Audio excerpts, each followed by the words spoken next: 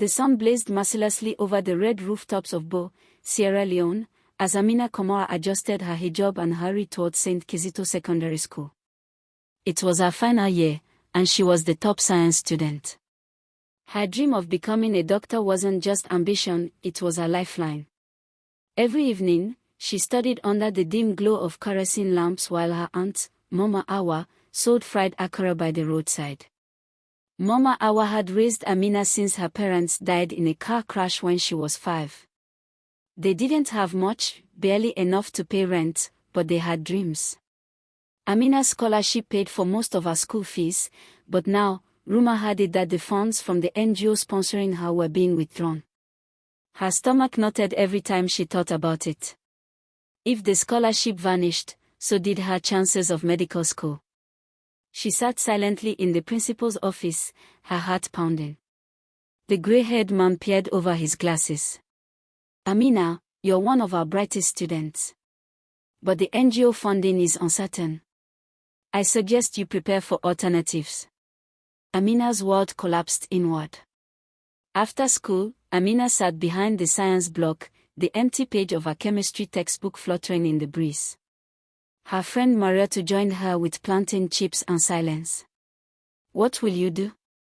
Marietta asked softly. I don't know. Just then, a loud beat thudded from the school music room. A group of boys huddled around a laptop, nodding their heads. Among them was Malik Conte, tall, quiet, and always drumming on desks when the teacher's back was turned. His beats had won local competitions. He was also the only boy who ever offered Amina his umbrella during a storm.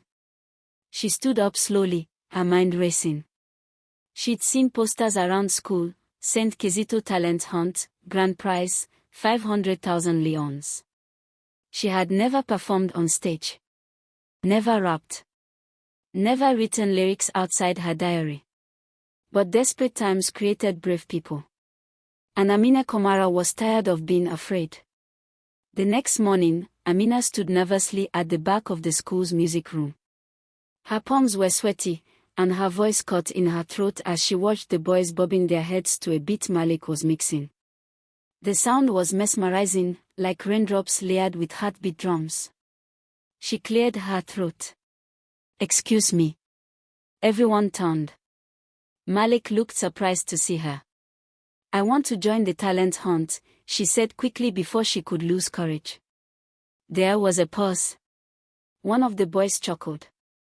You're the science girl. Amina's face flushed. The rhythm paused like a heartbeat beneath her words. Amina's voice rose, steady and brave, slicing through the silence with verses that felt like thunder in slow motion. She rapped about struggle, about sacrifice, about the dreams hidden beneath hijabs and school uniforms. Her voice didn't waver. Her eyes didn't look down.